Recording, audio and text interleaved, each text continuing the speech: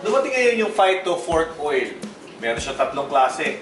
Ang 10W, 15W, at ang 20W. Ang bawat langis ay may tinatawag na W. Ano nga ba yung W sa langis? Ito ang tinatawag natin na viscosity. Viscosity, W minsan tinatawag nilang weight o winter. Pero kasi simplihan na lang natin, bakit natin pahirapan? Sa Tagalog, kapal o lapot, lamnaw, thickness ng langis. Bakit nga ba ito importante? Sa dalawang problema o common problem ng suspension ng ating motorsiklo. Whether bago, luma, naging problema to. Una, yung lagutok.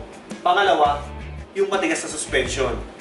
Meron tayong factors na dapat i-consider para sa pagpili ng langis. Ito ay una, ang timbang ng bawat mananakay o rider. Rider weight. Pangalawa, yung riding style. Paano mo siya gamitin? Paano mo gamitin ang motor mo? Aggressive ka ba? O ikaw yung tipong relax lang? So, iba-iba ang gamit nito. Pangatlo, yun nga, function. Saan mo ba siya ginagamit? Sa lubak-lubak? Sa patag? O sa medyo maayos na kalsada? So, depende. Kaya ngayon, papaliwanag natin, bakit nga ba meron lang ang suspension natin, kala natin, suspension spring lang. So, pakita natin sa inyo, ano nga bang meron sa loob ng isang suspension? Sa ibabaw, meron siyang takip. At makikita nyo dito, ito ang kanyang inner tube kung tawagin. Sa inner tube, syempre meron din outer tube. At meron siyang spring sa loob.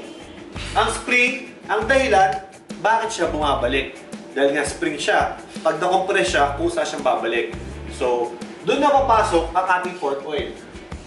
Ang suspension, meron siya dyan na parang aparato na merong butas-butas kung saan dumadaloy ang fork oil. So, pagka nag-compress, ang oil, makakompress din dahil ang volume niya ay mababawasan, nilipat siya ngayon sa inner tube.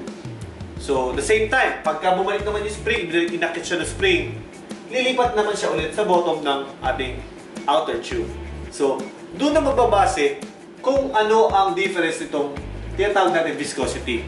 Tatandaan nyo, mas mataas na numero, mas malapot siya o mas makapal siya. Meron tayong munting palaro. Abangan nyo bago matapos ang video.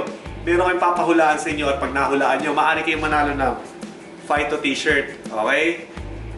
So, eto, meron na siyang fork oil. Makikita nyo difference ha. Pag binitawan ko, dahan-dahan na siya bumababa. Diba? So, hindi na mabibigla. Ang suspension mo, tutulungan niya ang spring. Pataas naman, tingnan natin. Eh kung merong spring na matigas, iaangat niya agad yan. Pero kung meron kang fork oil na tama, kahit bitaw mo, oops! Nakita nyo? Hindi siya nalaglag. Di ba? Dahan-dahan ulit. Tingnan nyo, papakita namin ulit sa inyo ha. Oops!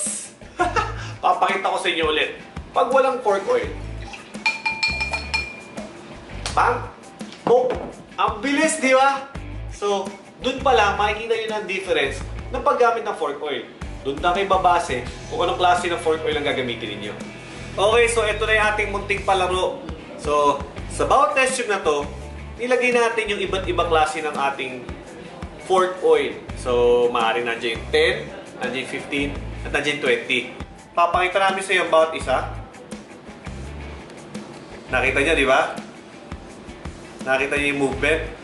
Kakaiba siya maggumalaw kaysa doon sa tubig. Yan, nakikita nyo. Yung bulitas. Mas higit na mas mabagal siya kaysa sa tubig. Dahil nga sa kanyang viscosity. So ngayon pagsasabay-sabay natin, dito na darating yung palaro namin. Huhulaan nyo, nakita nyo yung kulay. Huhulaan nyo, alin dyan ng 10, alin dyan ng 15, at alin dyan ng 20. So, focus natin. Papakita natin. Sabay-sabay natin siyang ibababa. Ayan yung bulitas, oh. Sa lahat ng gusto sumali, mag-comment lang kayo below ng inyong sagot kung anong kulay, anong viscosity ng nasa test tube na yun. So, kailangan lang is naka-like, follow, and share the Phyto official Facebook page. So, laging tatandaan, 10, parang tubig, 20, parang honey.